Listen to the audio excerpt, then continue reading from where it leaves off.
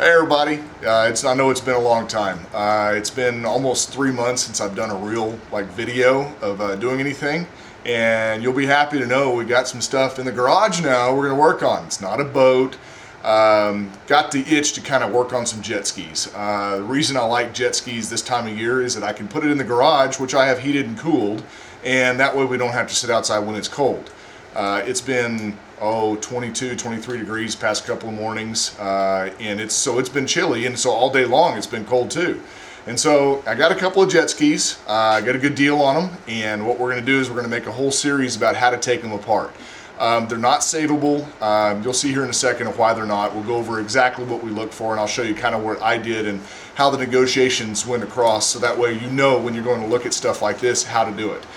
So what I'm going to do is I'm going to give you a full run through about how to take these apart. I see a lot of posts and questions that get sent to me of how do you take an engine out, how do you get a jet pump out, and all that kind of good stuff. Now, I realize that there's a lot of different type of jet skis out there.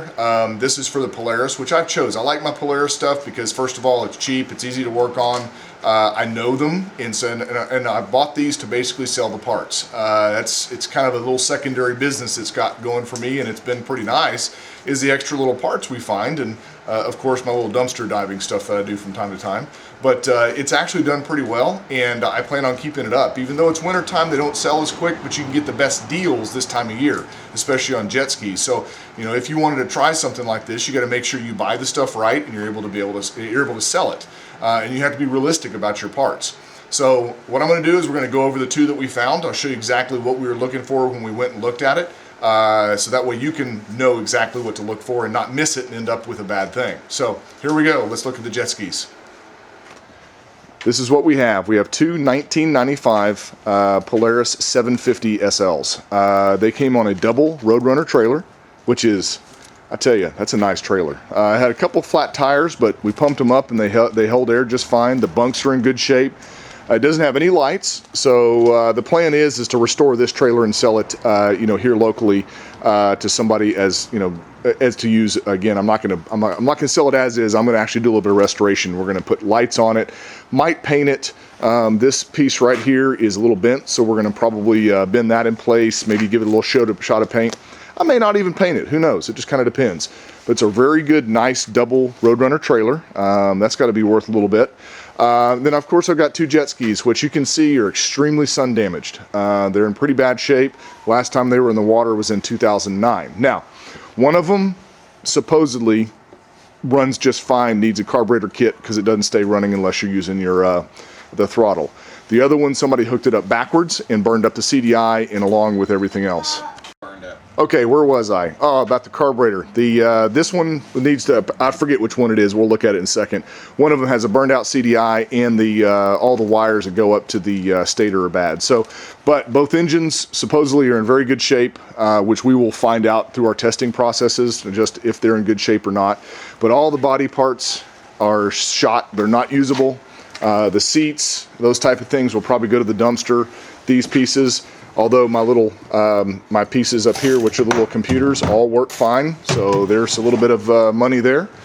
Let's see what we got inside.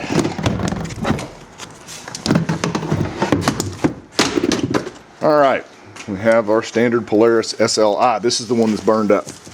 You can see it's actually burned through the wires there. Somebody hooked up this CDI separately or backwards.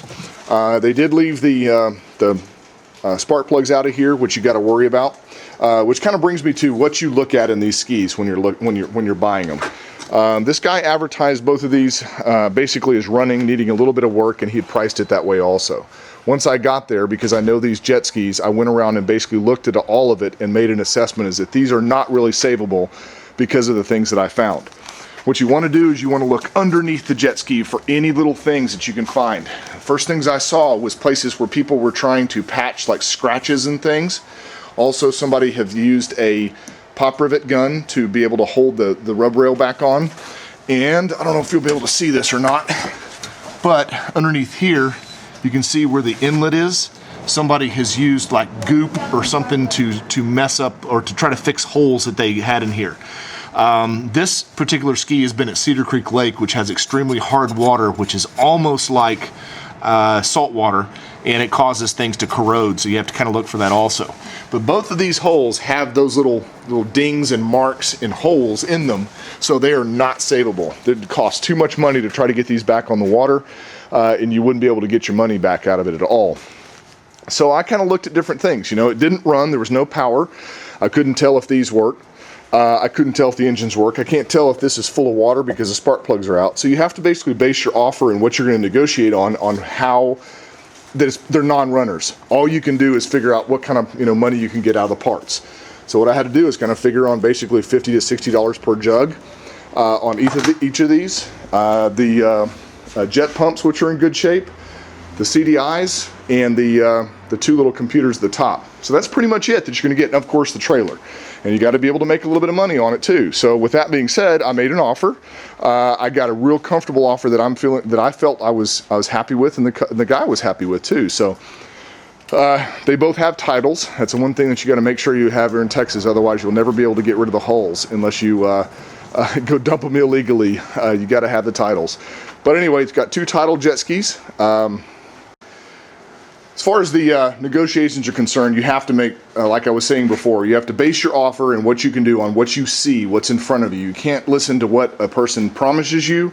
You have to take it for a grain of salt and say, you know what, you may say it runs, but I have to look at that I have 3 open plug holes and this engine's probably full of water.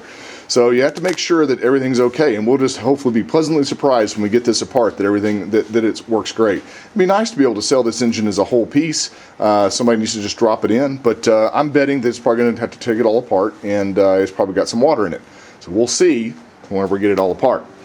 This is our guy over here that is supposedly in perfect shape, and it actually looks pretty good on the inside. I know it's getting kind of dark out here, but they're good skis for parts, and so this is going to make a good video series to tear this all apart, and for you guys to learn exactly how to get a jet pump out, which I get a lot of questions about, and how to take an engine out, how the processes are. So what we're going to do first is we're going to take the bad one off onto our cradle, and we're going to start taking that apart and assessing its damage, and we're going to do one at a time because my lovely wife still wants to use this garage this winter, so I have to keep the jets just one at a time. So we're going to take this one apart, get everything apart, cataloged and ready to go up for sale, and then we'll take the trailer and the other jet ski back up to my storage unit.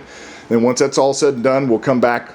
We'll take this back up and either junk it, and then we'll take this one right here and we'll put it on the cradle and take it apart and assess it, and then we'll adjust we'll make our trailer all nice and neat and sell it that way. So that's our new project, guys. Hope you enjoy the ride, and I'll do my best to teach you everything I possibly know about these things.